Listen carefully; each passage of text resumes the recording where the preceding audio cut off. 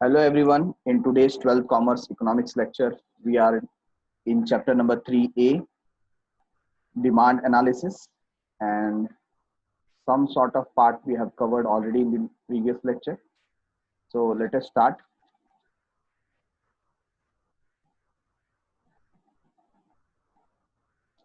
This is ebook in front of you.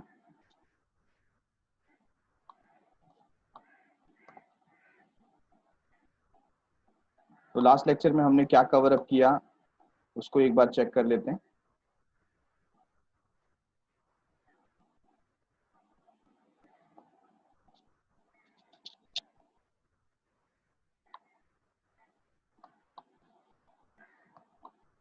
Demand analysis we have started with meaning and definition of demand, right? हमने क्या देखा? Simple language, ordinary language में demand means desire, but in terms of economist क्या बोलते हैं? When demand और desire is backed with the willingness and ability to pay, है ना, इच्छा है और एबिलिटी भी है किस चीज की? पे करने की, तो उसे बोलेंगे डिमांड. डिमांड में फिर हमने देखा इंडिविजुअल डिमांड क्या होता है, मार्केट डिमांड क्या होता है, उसका शेड्यूल प्रिपेयर किया और हमने रिलेशन देखा कि there is inverse relationship between demand and price. तो price and quantity demanded, they both have inverse relationship. When price increase, demand decreases. When price decreases, demand increases, isn't it? तो ये हमने देखा. और इसके बाद हमने देखा reasons justifying downward sloping demand curve. ऐसे कौन से रीजंस हैं जिसकी वजह से हमें पता चलता है कि जो डिमांड शेड्यूल के बाद हमने ग्राफ बनाया था, ठीक है ना, अभी जैसे आपके सामने मार्केट डिमांड कर्व दिख रहा है, तो ये कैसा है? Downward sloping. तो ये ऐसा क्यों है, डाउनवर्ड ही क्यों जा रहा है? तो उसके कुछ रीजंस थे, वो रीजंस हमने यहाँ पर रेफर किए. तो उसमें से कुछ रीजन है law of diminishing marginal utility, income का इफेक्ट होता है, सब्स्टिट्यूट जो प्रोडक्ट है उनके प्राइस का इफेक्ट होता है, देन मल्टी पर्पस यूज अगर है कमोडिटी का उसका इफेक्ट होता है, और न्यू कस्टमर बेस क्रिएट होता है जब भी प्राइस डिक्रीज होता है तो, ठीक है. फिर हमने देखा टाइप्स ऑफ डिमांड, उसमें था direct demand and indirect demand. Direct demand को हम बोलते हैं कंज्यूमर्स डिमांड, और इनडायरेक्ट डिमांड को हम बोलते हैं डिराइव्ड डिमांड और प्रोड्यूसर्स डिमांड, ठीक है. फिर कॉम्प्लीमेंट्री और जॉइंट डिमांड. जॉइंट डिमांड क्या होता है? आपने एक प्रोडक्ट परचेस किया तो उससे रिलेटेड प्रोडक्ट आपको परचेस करना ही पड़ेगा. तो best example is car and fuel.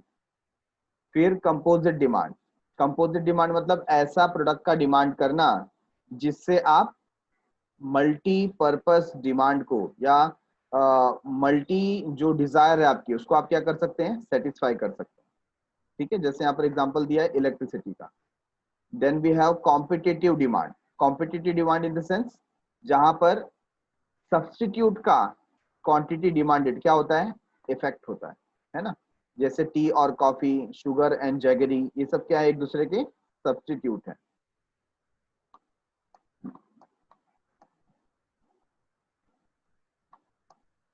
फिर हमने देखा determinants of demand. Determinants of demand में मैंने आपको एक बात बताई थी कि इसको दो चीजों में हम डिवाइड कर सकते हैं. एक तो प्राइस, दूसरा अदर फैक्टर्स, है ना. क्योंकि जो मेन रिलेशन है डिमांड का वो किसके साथ है? प्राइस के साथ है. और बाकी जो फैक्टर्स डिमांड को अफेक्ट करते हैं उसे हम क्या कहते हैं? Other factors. क्या कहते हैं? Other factors. तो प्राइस की वजह से हमारे डिमांड में चेंजेस आ सकते हैं जो कि एक मेजर कंपोनेंट है. इसका हमने एक एक्रोनिम बनाया था, अगर आपको याद होगा, फिक्स नो फैट.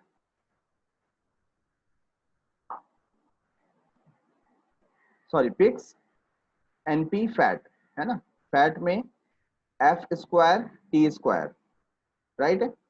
तो प्राइस हो गया, and then income, then price of substitute goods, price of complementary goods, nature of product, size of population, expectations about future prices, advertisement, taste, habit and fashion, level of taxation and other factors. Then we have started with law of demand. Law of demand क्या बोलता है? Keeping other things being equal or keeping other things being constant, higher the price, lower the quantity demanded. Lower the price, higher will be the quantity demanded. ठीक है ना? तो यहाँ पर यही है, higher the price of a commodity, smaller is the quantity demanded, and lower the price of commodity, larger is the quantity demanded. ये हमारा है स्टेटमेंट ऑफ लॉ। और इसको समझने के लिए हमने डिमांड शेड्यूल प्रिपेयर किया, उसका ग्राफ बनाया, और लॉ ऑफ डिमांड में देखा एजम्पशन। क्या देखा? एजम्पशन। ऐसे कौन से फैक्टर्स हैं जो हमें एज्यूम करने पड़ेंगे, अगर हम इसे एज्यूम ना करें तो हमारा लॉ ऑफ डिमांड वर्क करेगा नहीं। तो हमने इसको किससे कंपेयर किया था? डिटरमिनेंट से कंपेयर किया था। तो जो जो पॉइंट डिटरमिनेंट से थे वहां से ही उठा करके हमने इसको पुट किया है। तो फर्स्ट इसमें है constant level of income. Number 2, no change in size of population. Population का साइज चेंज होना नहीं चाहिए, अदरवाइज लॉ काम नहीं करेगा। Price of substitute goods remain constant. जो हमारा सब्स्टिट्यूट प्रोडक्ट है उसके प्राइस में भी कोई चेंज आना नहीं चाहिए, otherwise law will not work. Prices of complementary goods remain constant. जो प्राइस कॉम्प्लीमेंट्री गुड्स का है, रिलेटेड प्रोडक्ट का है, उसका भी प्राइस चेंज होना नहीं चाहिए। No expectation about future change in prices. हमने जो कस्टमर सिलेक्ट किया है उसको फ्यूचर चेंज इन प्राइस का कोई एक्सपेक्टेशन होना नहीं चाहिए। No change in taste, habit, preferences, fashion of customer. ठीक है ना? तो जो पर्टिकुलर ग्रुप ऑफ पर्सन के ऊपर हम सर्वे कर रहे हैं उनका taste, habit, preference, fashion change होना नहीं चाहिए। No change in taxation policy. Government की टैक्सेशन पॉलिसी में भी कोई बदलाव नहीं आने चाहिए, और अगर ऐसा हुआ तो जाकर के हमारा जो लॉ है वो अप्लाई हो पाएगा, रिजल्ट देगा, अदरवाइज वो फेल हो जाएगा, है कि नहीं? तो डिमांड शेड्यूल हमने देखा, उसके बाद डिमांड कर्व प्रिपेयर किया, फिर हमने एक कर्व देखा जिसे हम कहते हैं एक्सेप्शनल डिमांड कर्व। इसके ऊपर अलग से शॉर्ट नोट आ सकता है, एक्सेप्शनल डिमांड कर्व। ठीक है? और ये एक्सेप्शनल क्यों है? क्योंकि कुछ एक्सेप्शंस हैं जिसकी वजह से ये डिमांड, लॉ ऑफ डिमांड क्या होता है यहाँ पर, उल्टा वर्क कर रहा है। जैसा स्टेटमेंट ऑफ लॉ कह रहा है वैसा वो वर्क कर पाता नहीं है। उसमें सबसे पहला पॉइंट है गिफन पैराडॉक्स। गिफन करके इकोनॉमिस्ट, एक ऑथर जिन्होंने ये सर्वे किया या रिसर्च किया कह सकते हैं, उन्होंने ब्रेड, ये ऐसी कमोडिटी को सिलेक्ट किया जो क्या है, पेरिशेबल है, और उन्होंने यहाँ पर रिसर्च में पाया कि जब ब्रेड का प्राइस कम किया जाता है तो जैसा लॉ कहता है कि उसका डिमांड में इंक्रीज होना चाहिए, तो डिमांड में कोई इंक्रीज हुआ नहीं। जबकि क्या हुआ, जिनका ब्रेड का परचेस था, क्वांटिटी डिमांडेड था, वो उससे भी कम परचेस करने लगे। उसके पीछे का रीजन, जो अमाउंट वो सेव कर पा रहे थे उससे वो क्या कर रहे थे, बेटर क्वालिटी के प्रोडक्ट परचेस कर रहे थे। मतलब there was no increase in demand due to reduction in price of bread. तो यहां पर ये कंक्लूजन निकला कि जो इंफीरियर गुड्स होता है, लो क्वालिटी का गुड्स होता है या पेरिशेबल गुड्स होता है, ऐसे गुड्स के प्राइस को कम करके डिमांड को इंक्रीज किया जा सकता नहीं है। कई बार कम प्राइस वाले प्रोडक्ट को सोसाइटी इंफीरियर क्वालिटी के हिसाब से देखती है, और बहुत ही कम प्राइस है तो उनको बिलीव नहीं होता कि इतना कम प्राइस कैसे हो सकता है, और नहीं हो सकता मतलब डेफिनेटली इस प्रोडक्ट में कुछ तो प्रॉब्लम है, और फिर इसका डिमांड इंक्रीज नहीं होता। ये भी एक कारण है इसके अंदर। ठीक है? तो गिफन पैराडॉक्स यहाँ पर हमें बताता है कि एक्सेप्शनल कर्व, अपवर्ड स्लोप होता है। प्रेस्टिजियस गुड्स, लोग अपना स्टेटस शो करने के लिए जब प्रोडक्ट ज्यादा महंगे होते हैं तभी परचेस करते हैं। तो यहाँ पर प्राइस बढ़ने के कारण भी लोग क्या कर रहे हैं, गुड्स को परचेस कर रहे हैं, तो ये लॉ यहाँ पर काम नहीं कर रहा। देन स्पेक्यूलेशन, अगर हमें लगता है कि फ्यूचर में प्राइस इंक्रीज होने वाले हैं तो करंट इंक्रीज इन प्राइस पे भी हम ज्यादा प्रोडक्ट परचेस करते हैं। प्राइस इल्यूजन, प्राइस इल्यूजन मतलब वही, कस्टमर को ऐसा लगता है कि जो कॉस्टली आइटम है, कॉस्टली प्रोडक्ट्स हैं, वो बेटर क्वालिटी के हैं, ब्रांडेड हैं, और जो लेस अमाउंट के हैं, लो अमाउंट के हैं, वो इतने अच्छे प्रोडक्ट नहीं है, इंफीरियर क्वालिटी के हैं। ये एक प्राइस इल्यूशन होता है। इग्नोरेंस, कभी कभी हमें पता नहीं होता कि रियल प्राइस क्या चल रहा है मार्केट में, और हम ज्यादा प्राइस पे गुड्स को परचेस कर बैठते हैं। ठीक है, ये क्या है, इग्नोरेंस है। हैबिचुअल गुड्स, अगर आपको किसी गुड्स का हैबिट है, ठीक है ना, तो प्राइस कुछ भी होने दो, आप डेफिनेटली उसे परचेस करते हैं। जस्ट लाइक अल्कोहल, सिगरेट्स, इसके डिमांड में कमी आती नहीं है, जबकि प्राइस 10 टाइम्स हाई हो जाते हैं तो भी लोग उन्हें परचेस करते हैं। ठीक है, अब हमारा नया कॉन्सेप्ट आता है वेरिएशन इन डिमांड।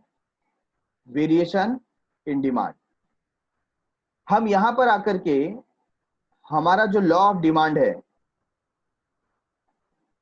उसके स्टेटमेंट को दो पार्ट में डिवाइड कर देते हैं।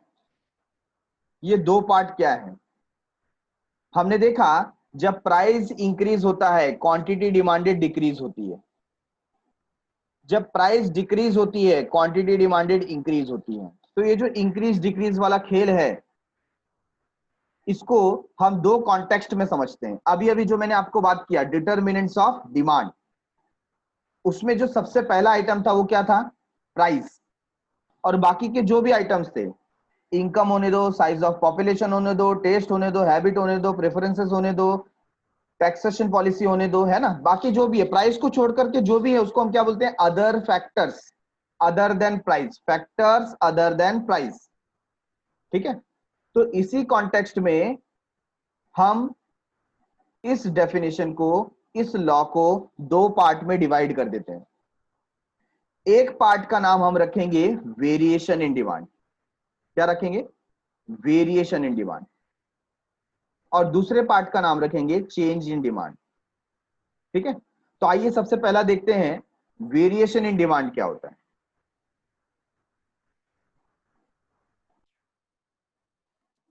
So what is variation in demand? When the demand for a commodity falls, when a demand for a commodity falls or rise, that means we are talking about fluctuation, increase हो रहा है, decrease हो रहा है। But यहां पर ना हमको ये वर्ड्स जो है वो बहुत ही संभाल करके यूज करना पड़ेगा। तो मैं यहां पर वर्ड यूज करता हूं fluctuation. Whenever there is a fluctuation in demand due to change in price alone, alone मतलब सिर्फ प्राइस की वजह से, अदर फैक्टर नहीं, ओनली बिकॉज ऑफ प्राइस। अगर सिर्फ प्राइस की वजह से फ्लक्चुएशन हो रहा है, चेंजेस हो रहे हैं, and other factor remain constant, और बाकी के जो फैक्टर्स हैं जो हमने डिटरमिनेंट्स में देखे थे, है ना, प्राइस के अलावा जो भी फैक्टर है उनका कोई यहाँ पर इफेक्ट नहीं है, वो सब कांस्टेंट है। हमारा डिमांड फ्लक्चुएट हो रहा है, किसकी वजह से हो रहा है, प्राइस की वजह से, only because of price, then it is called variation in demand. क्या बोला जाएगा, variation in demand. Getting it everyone, यहां पर ये इंपॉर्टेंट है, change in price alone and other factor remain constant, ये बहुत ही इंपॉर्टेंट चीज है। हम यहाँ पर डिमांड के फ्लक्चुएशन की बात कर रहे हैं, और ये फ्लक्चुएशन किसकी वजह से आया, only because of price, other factors remain constant, बाकी सब कुछ सेम था। तो अगर इसकी वजह से डिमांड में फ्लक्चुएशन आता है तो हम उसे क्या बोलेंगे, variation in demand, variation in demand. ठीक है, अब वेरिएशन भी दो टाइप का होता है, एक तो क्या होगा, एक्सपांड होगा, बढ़ेगा, और दूसरा क्या होगा, कम होगा। सर इसको इंक्रीज डिक्रीज भी तो बोल सकते थे ना। नहीं, लेकिन मैंने आपको बोला कि वर्ड्स को आपको संभाल के यूज करना है। हमने वो जो इंक्रीज डिक्रीज वाला वर्ड है वो दूसरे पार्ट के लिए रखा हुआ है। यहां पर जब we are talking about variation, when we are talking about variation, we have to use expansion and contraction, expansion and contraction, getting it? तो जब यहां पर डिमांड क्या हो रहा है, फैल रहा है, बड़ा हो रहा है, उसे बोलेंगे एक्सपांशन। तो मुझे बताओ डिमांड कब एक्सपांड होगा, जब प्राइस डिक्रीज होगा, है ना। यहां पर सिर्फ एक ही फैक्टर है, we are talking only about change in price. दूसरे फैक्टर यहां पर क्या है, कांस्टेंट है। Expansion of demand, expansion of demand refers to rise in quantity demanded. देखो वर्ड्स कैसे यूज कर रहे हैं, क्या यहां पर इंक्रीज वर्ड यूज किया, नहीं किया, आपको भी नहीं करना है। Expansion of demand refers to rise in quantity demanded due to fall in price alone. देखो फॉल इन प्राइस अलोन, सिर्फ प्राइस की वजह से। Other factors like taste, income of consumer, size of population etcetera remain unchanged. बाकी factor में कोई changes आया नहीं है। Demand moves in downward direction on the same demand curve. तो यहां पर जो डिमांड है वो क्या हो रहा है, डाउनवर्ड स्लोप हो रहा है ना, downward direction on the same demand curve. मतलब यहां पर कोई नया डिमांड कर्व नहीं आया, डिमांड कर्व क्या है, आज भी सेम है। This is explained in the help of following figure. तो नीचे देखो आपको फिगर बना करके दे दिया, ठीक है। अभी इसको समझने के लिए हम एक एग्जांपल ले लेते हैं।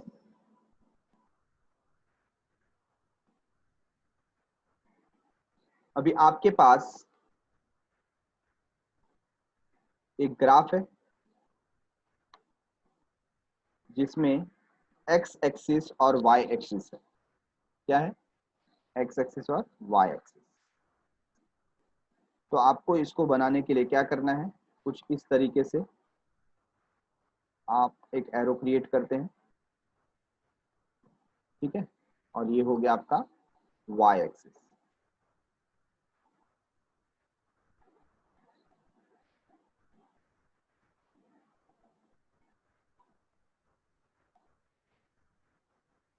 ओके,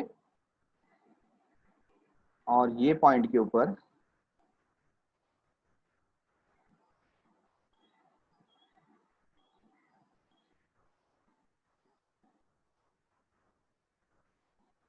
आप 0 रखें। अभी हो क्या रहा है, यहां पर हम बात कर रहे हैं चेंज इन प्राइस। किसकी बात करें, चेंज इन प्राइस। तो आपको पता है ये जो साइट है वाई एक्सिस, यहां पर हम क्या शो करेंगे, price of commodity, price of commodity. और यहां पर क्या शो करेंगे, क्वांटिटी डिमांडेड, ठीक है। तो दो फैक्टर है हमारे सामने। अभी देखो यहां पर हमको अदर फैक्टर्स के बारे में बिल्कुल बात नहीं करनी है, प्राइस के अलावा कुछ नहीं, गेटिंग इट। तो यहां पर क्या हो रहा है, we are talking about rise and fall in price, rise and fall in price. तो हम लोग पहले एक पॉइंट ले लेते हैं यहां पर।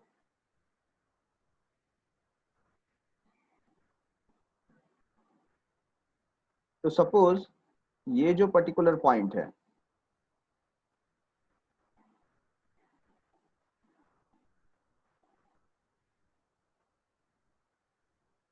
on this particular point we have point P, ठीक है। और इसके ऊपर ये जो पर्टिकुलर पॉइंट हमें मिलता है ये क्या है, क्वांटिटी डिमांडेड, बराबर है। तो यहां पर आपको समझ में आएगा कि जब मैं यहाँ पर कर्व प्लॉट करूंगा लाइक दिस,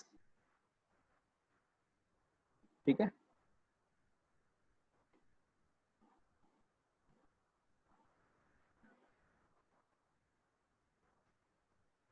तो मुझे कैसा डिमांड कर्व मिल रहा है? Downward sloping. Getting it? अब अगर ये जो प्राइस था, मैं यहां पर प्राइस ले लूंगा पी, P0, ठीक है। अब प्राइस चेंज हो रहा है, प्राइस सपोज क्या हो रहा है, राइज हो रहा है, P1। अब प्राइस के राइज होने की वजह से क्या होगा, डिमांड लो होगा। तो मैंने यहां पर ये सपोज जो पॉइंट था, ये था M0, और ये जो पॉइंट आ गया ये है M1, ठीक है। तो इसको हम कनेक्ट करते हैं, प्लॉट करते हैं।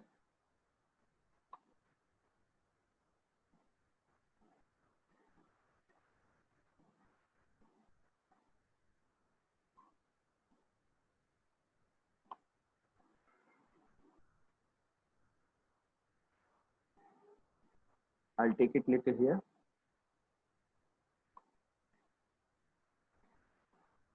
ठीक है, ये जो पॉइंट है ये क्या है, M1। तो ये हमको क्या देखने को मिल रहा है, ये जो हमारा डिमांड कर्व है, क्या डिमांड कर्व चेंज हुआ? नहीं, है ना। मैं यहां पर डिमांड कर्व को नाम दे देता हूं डी डी। ये डिमांड कर्व है। क्या डिमांड कर्व चेंज हुआ? नहीं, डिमांड कर्व वही है, एक ही कर्व है हमारे पास, उसमें पॉइंट्स चेंज हो गए। क्या चेंज हो गए? पॉइंट। तो सपोज पहले हमारे पास ये पॉइंट था, पॉइंट आर। अभी जो नया पॉइंट मिला हमें, कौन सा पॉइंट मिला, पॉइंट एस, है कि नहीं। वही वो समझाने की कोशिश कर रहे हैं। और अगर सपोज क्या होता है, प्राइस गिरता है ना, मैं ले लेता हूं P2, .2, ठीक है। इसकी वजह से क्या होगा,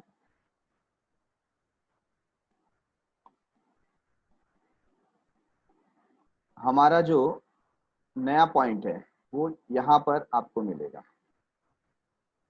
ठीक है। और इसको मैं नाम देता हूं M2।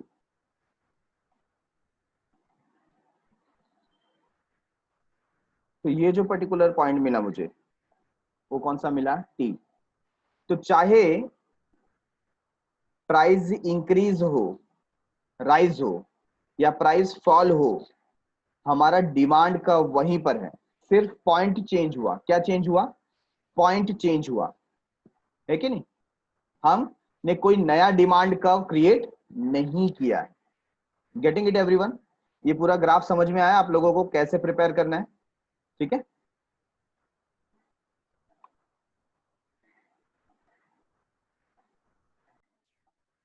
तो देखिए फिर से अभी रीड करने पे आपको मालूम पड़ जाएगा what we are talking about. We are talking about expansion. Expansion कब होगा? Expansion of demand refers to rise in quantity demanded, जब क्वांटिटी बढ़ेगी, due to fall in price alone, सिर्फ जब प्राइस फैक्टर की वजह से प्राइस गिरा है इसके लिए डिमांड बढ़ रहा है, तो उसे हम क्या बोलेंगे, expansion. while other factors like taste, income of the consumer, size of population etc remain unchanged। तो ऐसे केस में क्या होता है, demand curve moves in downward direction. तो डिमांड कर्व क्या हो रहा है, वो डाउनवर्ड डायरेक्शन में हो रहा है। डाउनवर्ड डायरेक्शन मतलब क्या होता है, गिर रहा है कि नहीं।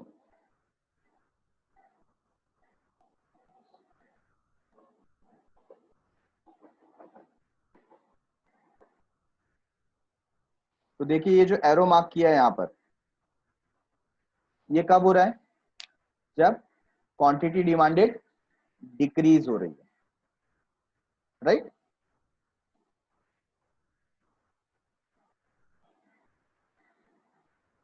ओके,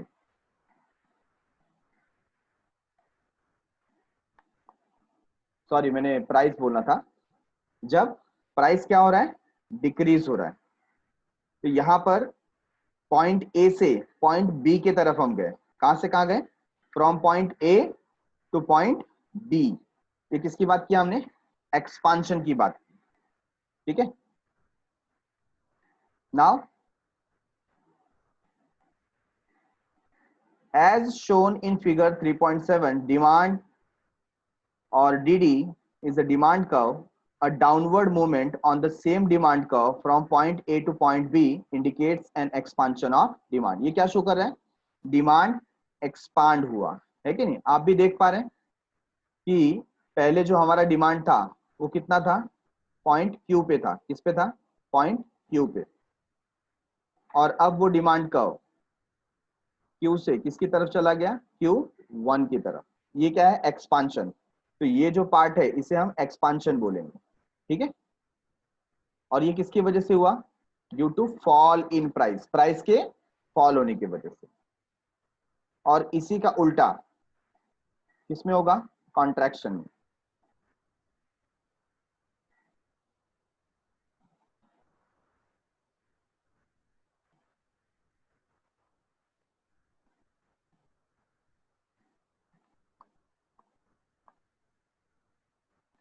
तो देखो कॉन्ट्रैक्शन क्या बोलता है, जस्ट अपोजिट, है ना। वहां पर हमने क्या देखा, due to fall in price demand expanded, है ना। यहां पर क्या होगा, due to rise in price demand क्या होगा, contract. Contraction of demand refers to fall in demand. Contraction का मतलब यहां पर क्या होता है, fall in demand due to rise in price alone. किसकी वजह से, प्राइस के बढ़ने की वजह से। Other factors like taste, income of the consumer, size of population, etc. remain unchanged. Demand curve moves in the upward direction from the same demand curve, है ना। तो यहां पर हमको कुछ ऐसा डिमांड कर्व देखने को मिलेगा।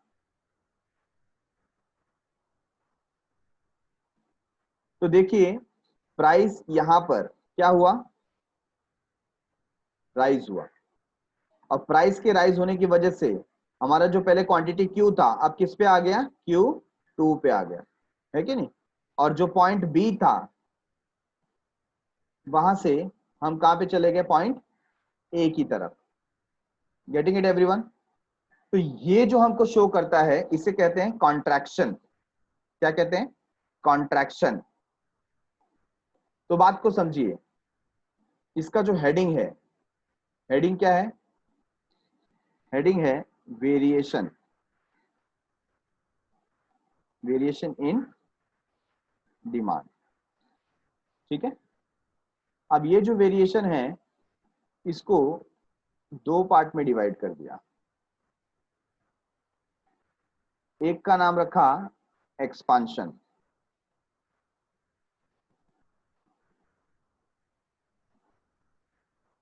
और दूसरे का नाम रखा कॉन्ट्रैक्शन। मैं आपको सिंपल लैंग्वेज में बताऊं, बट आपको एग्जाम में ऐसा लिखना नहीं है। ये है इंक्रीज डिक्रीज, है ना। वेरिएशन का मतलब क्या होता है, चेंज। और चेंज में क्या आ रहा है, इंक्रीज और डिक्रीज। बट आपको ये वर्ड यूज नहीं करना है क्योंकि हम वो अदर पार्ट में यूज करेंगे। तो आपने नाम बदल के क्या कर दिया, वेरिएशन। चेंज इन डिमांड को क्या बोलेंगे अभी आप, वेरिएशन इन डिमांड। क्यों ऐसा, क्योंकि ये सिर्फ प्राइस फैक्टर की वजह से हो रहा है, not due to other factors. और इंक्रीज को क्या बोलेंगे, एक्सपांशन। और डिक्रीज को क्या बोलेंगे, कॉन्ट्रैक्शन। क्यों ऐसा नाम बदलना पड़ रहा है, क्योंकि ये प्राइस की वजह से हो रहा है। किसकी वजह से हो रहा है, प्राइस की वजह, ठीक है। Getting it everyone.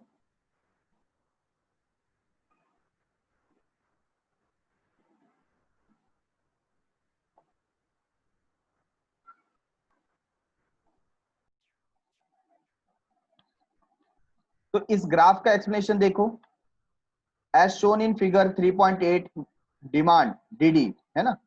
तो जो डिमांड कब है, it is upward movement show कर रहा है।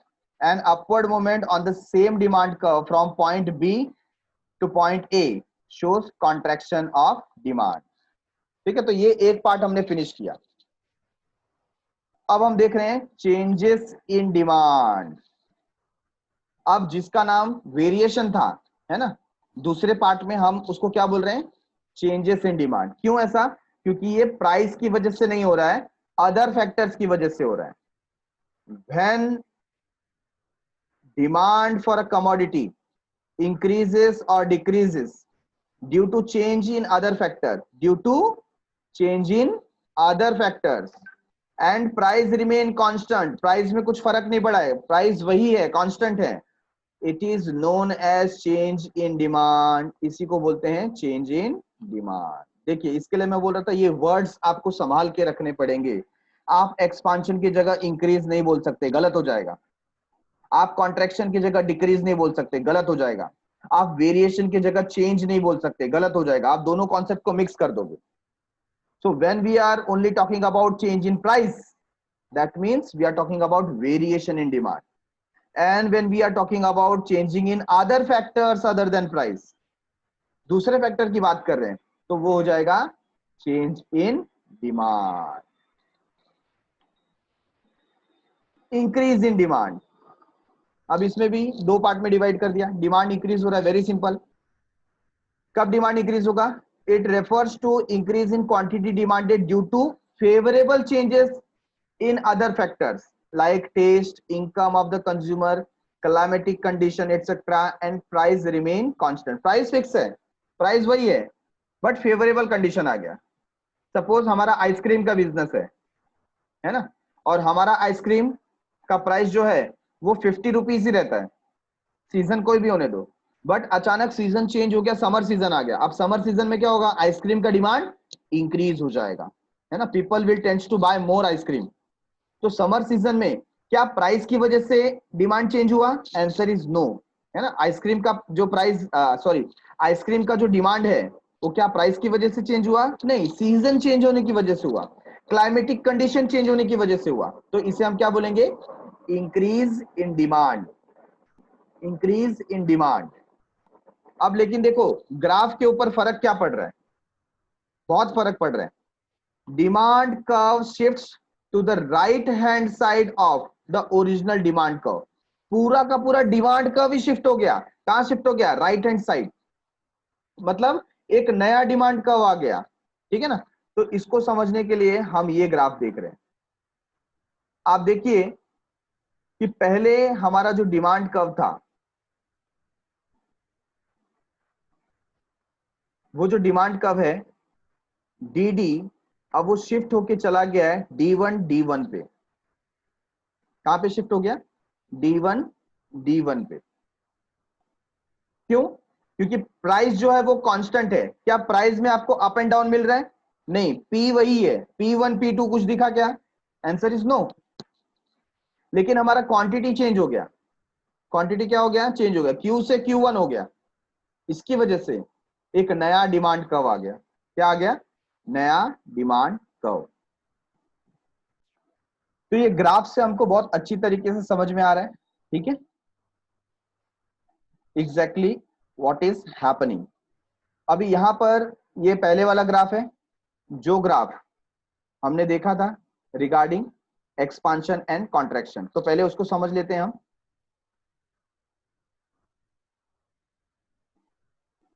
तो यहां पर प्राइस P0 है ना। ये किसकी बात कर रहे हैं? We are talking about expansion and contraction. तो जब प्राइस P0 से P1 पे गया, प्राइस P0 से P1 पे गया, है कि नहीं, हमारा जो क्वांटिटी डिमांडेड है M0 से M1 पे आया। करेक्ट है।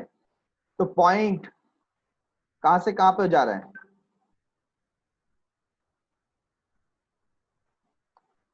R से S की तरफ जा रहा है। Getting it? तो इसको हम लोग क्या बोलेंगे? कॉन्ट्रैक्शन। क्या हुआ ये? कॉन्ट्रैक्शन, बराबर। तो यहां पे मैं लिख देता हूं कॉन्ट्रैक्शन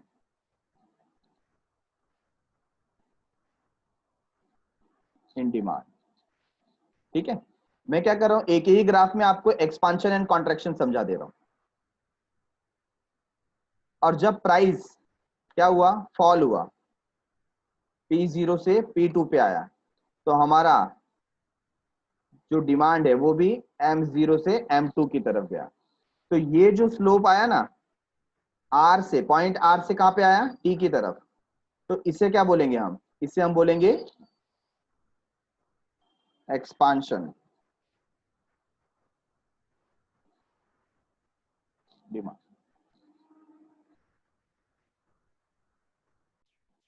सो इसको फिर से एक बार हम लोग समझ लेते हैं न्यू पैटर्न में।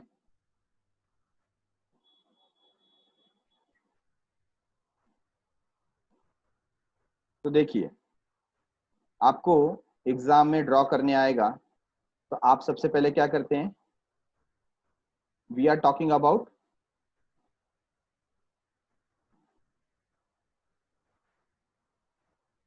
What we are talking about, variation in demand. किसकी बात करें, वेरिएशन इन डिमांड। तो आपको हेडिंग में लिखना है वेरिएशन इन डिमांड। ठीक है, ये हेडिंग में आ गया। अब आप सबसे पहले बनाएंगे एक्स एक्स, और फिर आपको प्रिपेयर करना है वाई एक्सिस। ठीक है, तो मैं यहां पर इसका नाम दे देता हूं x Y. Okay,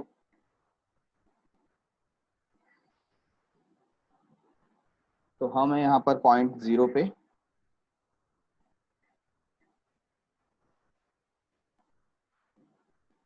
x axis पे क्या शो करना है आपको, quantity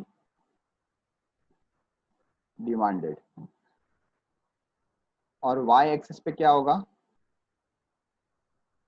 price of commodity, price of commodity. ठीक है, अब हम यहां पर क्या करते हैं, एक पॉइंट ले लेते हैं, ये एज्यूम्ड पॉइंट है। ठीक है, तो यहां पर मैंने एक पॉइंट लिया, for example this one and this one. ठीक है, तो ये पॉइंट का नाम मैं रखूंगा, दिस इज P0, क्योंकि यहां से हम स्टार्ट कर रहे हैं, तो इस पॉइंट का नाम मैंने क्या रखा, P0। ठीक है, और ये भी एक स्टार्टिंग पॉइंट है, तो इसका नाम मैंने रखा M0। अब हम देखते हैं कि ये दोनों पॉइंट एक दूसरे को कहां पर इंटरसेक्ट करते हैं। ठीक है, तो ये पॉइंट यहां पर है, और ये यहां पर एक दूसरे को इंटरसेक्ट कर रहे हैं। अकॉर्डिंगली मेरे पास एक डिमांड कर्व आ गया लाइक दिस, और जिसका नाम मैंने रखा डी डी। ठीक है, ये बहुत ही बेसिक था, सिंपल था। और ये जो पॉइंट मुझे मिला है, इस पॉइंट को मैं बोलूंगा आर। अब when we are talking about expansion, किसकी बात कर रहे हैं, एक्सपांशन की। तो एक्सपांशन किसकी वजह से हो रहा है, when there is fall in price, when there is fall in price. ठीक है, तो मेरे पास एक नया पॉइंट आ गया, मैं ये पॉइंट सेलेक्ट करता हूं। ये जो पॉइंट है, इसको मैं नाम दूंगा P1,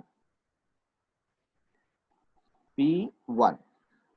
ठीक है, this is my new point.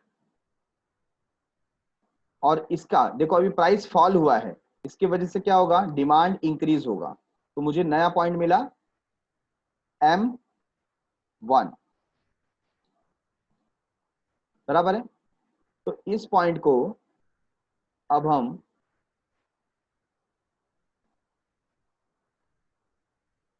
Plot करके देखेंगे।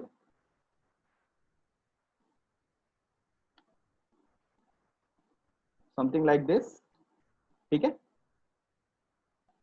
तो यहां पर अब आपको एक नया पॉइंट मिला, पॉइंट आर से वो अपना पोजीशन चेंज करके हम आ गए हैं पॉइंट टी पे।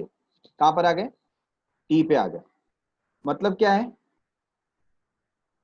जहां पर हमारा डिमांड आर शो कर रहा था, अब वो क्या हो गया, एक्सपांड हो गया है कि नहीं। तो ये जो पोजीशन है इसको बोलेंगे एक्सपांशन, पॉइंट M0 से M1 की तरफ। और ये किसकी वजह से हुआ? Due to fall in price, due to fall in price. तो इसको मैं नाम दे देता हूं एक्सपांशन ऑफ डिमांड।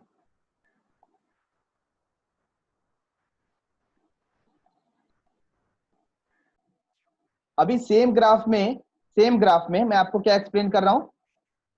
कॉन्ट्रैक्शन।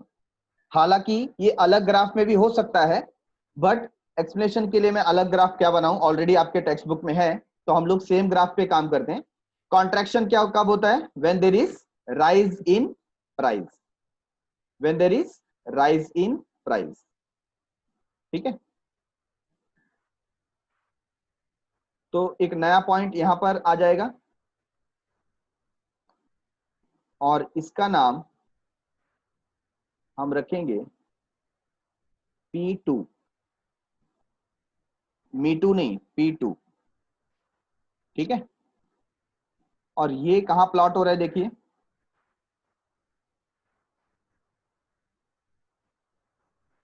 इधर, बराबर है। यहां से हमको एक नया पॉइंट मिल रहा है जिसे हम नाम देंगे M2।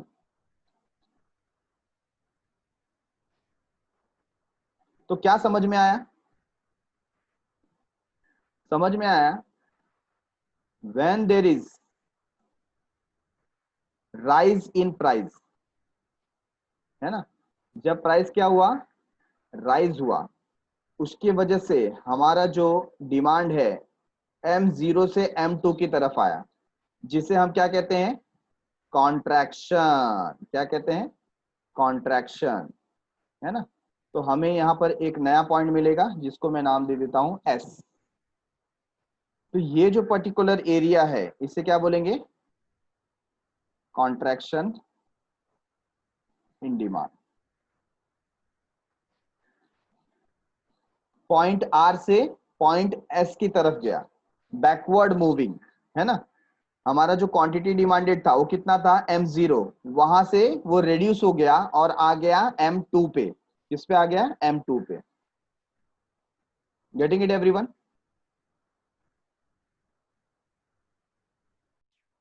तो ये था एक्सप्लेनेशन वेरिएशन इन डिमांड का, ठीक है। अब आगे बढ़ते हैं। अगर हमको चेंज इन डिमांड देखना है, क्या देखना है? Change in demand. तो एक बार आप एक्सप्लेनेशन देख लीजिए चेंज इन डिमांड का। चेंज इन डिमांड में दो पॉइंट कौन से हैं? Increase in demand and decrease in demand. इसका नाम अलग क्यों है? क्योंकि ये प्राइस के अलावा बाकी जो फैक्टर हैं उनकी वजह से चेंज आ रहा है, ठीक है ना। इसमें प्राइस क्या है? कांस्टेंट। अब इंक्रीज इन डिमांड में आप देख रहे हैं कि पी सिंगल है, यहां पर P0 P1 ऐसा कुछ नहीं है, ठीक है ना। तो हमको क्या मिलता है? एक न्यू डिमांड कर्व मिलता है। तो इस डिमांड कर्व को हम ग्राफ के माध्यम से समझते हैं अभी।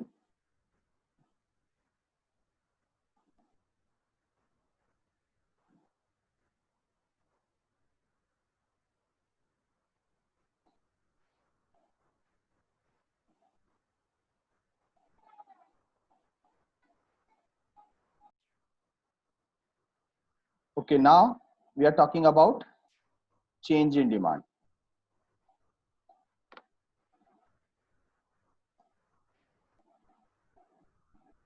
Change in demand. अब चेंज इन डिमांड में हम वही पैटर्न फॉलो करते हैं पहले। What we will draw, X axis and Y axis.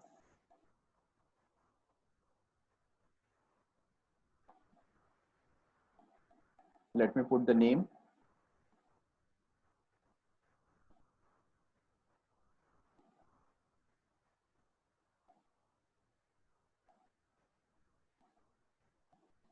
Okay, अब यहां पर एक्स एक्सिस पे क्या शो रहा है? शो हो रहा है quantity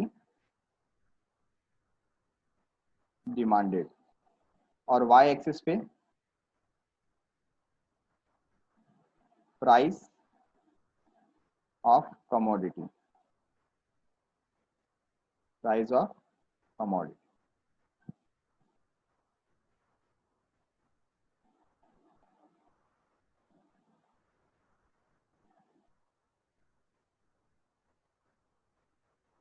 this is on the Y axis. ठीक है, अब एक पॉइंट सिलेक्ट कर लेते हैं। तो फॉर एग्जांपल यहां पर एक पॉइंट ले लिया, ये जो पॉइंट है इस पॉइंट को हम बोलेंगे पी, पॉइंट पी। ओके, और सिमिलरली हमने यहां पर एक पॉइंट ले लिया एम, M0।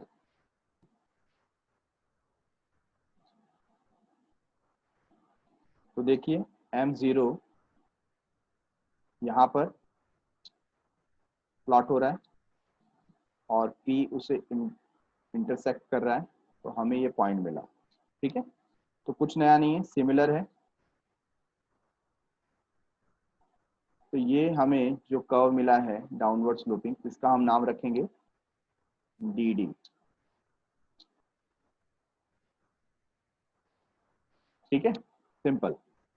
अब क्या हो रहा है चेंज इन डिमांड में?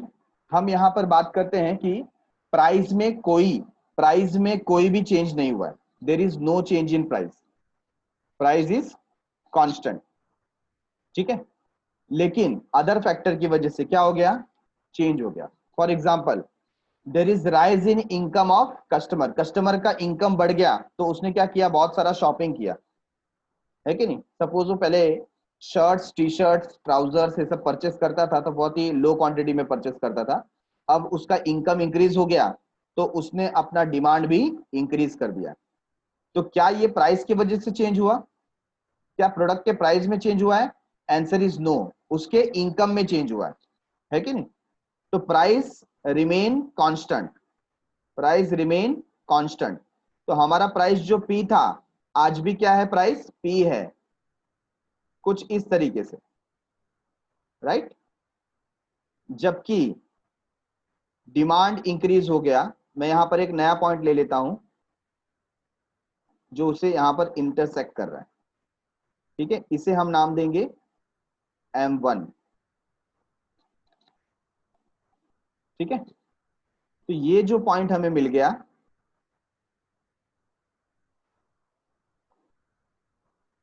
हम पहले पॉइंट R पे थे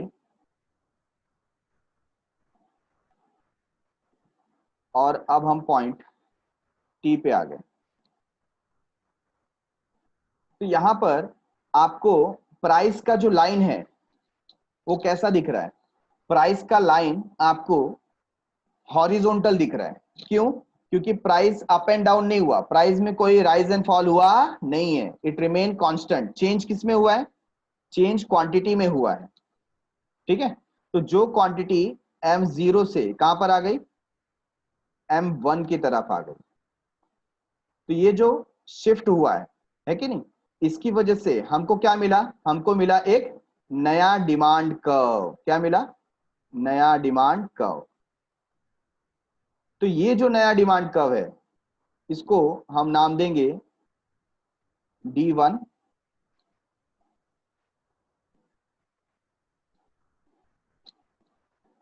ठीक है, तो नए पॉइंट की वजह से, क्योंकि नया पॉइंट हमको एक अलग स्पॉट शो कर रहा है, बराबर है, वो सेम डिमांड कर्व पे नहीं है। तो यहां पर क्या हुआ? This is shift in demand curve. क्या बोलेंगे इसको? Shift in demand curve. पहले डिमांड कर्व DD पे था, अब D1 D1 पे आ गया। और इसी शिफ्ट को हम क्या नाम देंगे? हम नाम देंगे इंक्रीज इन डिमांड। क्या नाम देंगे? Increase in demand.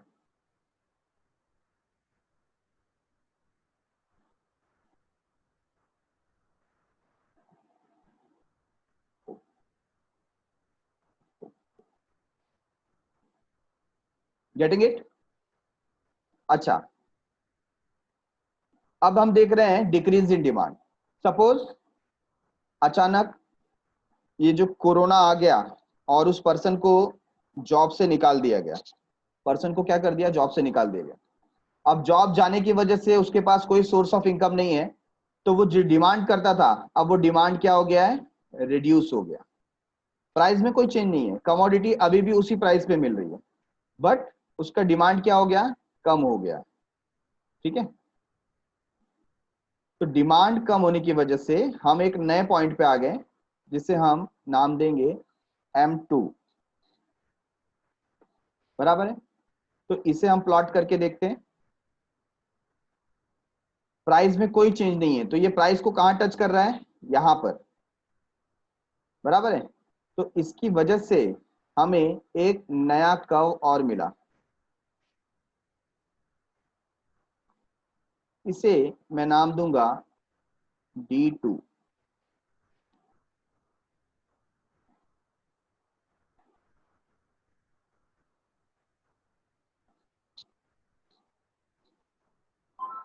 तो यहां पर आप देख रहे हैं कि पहले जो पॉइंट R पे था, अब वहां से वो शिफ्ट हो चुका है कि नहीं? और हमारा जो नया पॉइंट है वो है S। तो डिमांड इस बार क्या हुआ? M0 से M2 की तरफ आया। दैट मीन्स डिमांड क्या हो गया? डिक्रीज हो गया। तो ये जो शिफ्ट मिला from R to S, from R to S, इसे क्या कहेंगे? इसे कहेंगे decrease.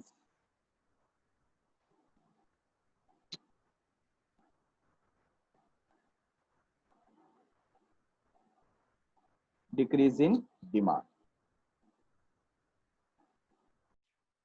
Now let us check the explanation. I am reading it once again. Contraction of demand. Contraction of demand refers to fall in demand due to rise in price alone. Due to rise in price alone, है ना? ये हम लोग पहला point पढ़ रहे हैं। Other factor like taste, income. तो ये कॉन्ट्रैक्शन में हमने क्या देखा था? कुछ इस तरीके का ग्राफ हमको मिलता है। बराबर है? और फिर हमारा नेक्स्ट एक्सप्लेनेशन क्या है? Change in demand. Change in demand का दो पार्ट, कौन सा?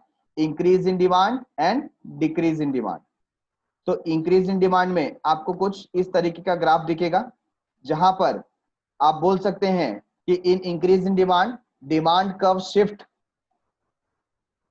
टू राइटवर्ड, मतलब लेफ्ट से राइट की तरफ आ गया। एक नया डिमांड कर्व हमको मिलता है राइट साइड में। किसमें? इंक्रीज इन डिमांड में। और डिक्रीज इन डिमांड में आपको एक नया डिमांड कर्व मिलता है लेफ्ट साइड में। ठीक है, तो let us read this. Demand curve shift outward to the right from DD to D1 D1 which indicate increase in demand. जो क्या इंडिकेट करता है? डिमांड में इंक्रीज हुआ है। Decrease in demand, it refers to the decrease in quantity demanded due to unfavourable change. देखो वहां पर क्या बोला था? फेवरेबल, और यहां पर क्या बोल रहा है? अनफेवरेबल, है ना? अनफेवरेबल चेंज, जैसे मैंने बताया कि कोरोना की वजह से उसका जॉब चला गया, तो ये अनफेवरेबल सिचुएशन है। In other factors like taste, income of the consumer, climatic condition etcetera, and price remain constant. Price क्या है? वो सेम है, प्राइस में कोई चेंजेस नहीं है। Demand curve shift to left, देखो कहां हो रहा है? Shift to left hand side of the original demand curve. जो ओरिजिनल डिमांड कर्व था DD, उससे वो लेफ्ट हैंड साइड में क्या हुआ? शिफ्ट हुआ। This can be explain with the help of figure 3.10। और ये यहां पर देखो सेपरेट हम लोग को एक्सप्लेनेशन दिया हुआ है। As shown in figure, DD is the original demand curve. It shifts inward, अंदर की तरफ आया, अंदर की तरफ। ठीक है ना? आउटवर्ड मतलब बाहर की तरफ, इनवर्ड मतलब अंदर की तरफ। To the left from DD to DD to DD2 which indicate decrease in demand. जो क्या शो कर रहा है? डिमांड डिक्रीज हुआ है। देखो एरो मार्क करके यहां पर बताया भी है ना? यहां पर आपको बताया भी है। Getting it everyone? तो कहाँ डिक्रीज लिखना है, कहाँ इंक्रीज लिखना है, ये आपको समझ में आना चाहिए, है ना। यहाँ पे क्या लिखा है, इंक्रीज, ओरिजिनल डिमांड कर्व से आउटवर्ड राइट साइड में गया, और डिक्रीज में क्या हुआ, ओरिजिनल डिमांड कर्व से लेफ्ट साइड इनवर्ड, इनवर्ड आया। तो ऐसे वर्ड्स का इस्तेमाल आपको भी करना है। डू वन थिंग, इसको आप बाय हार्ट कर लो। सिर्फ थोड़े थोड़े वर्ड्स यहाँ वहां पे हुए हैं, चेंज हुए हैं, otherwise other thing are same, है कि नहीं।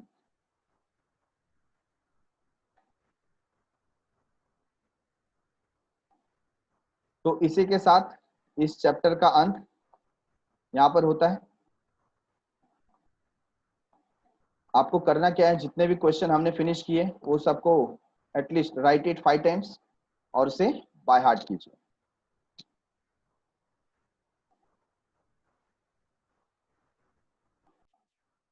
So done here, completed with the chapter. Thanks a lot for watching. By heart करते रहिए, रिवीजन करते रहिए, और जो क्वेश्चन आंसर है उसे प्रिपेयर करते रहिए। ठीक है, बाय बाय, मिलते हैं अगले एपिसोड में।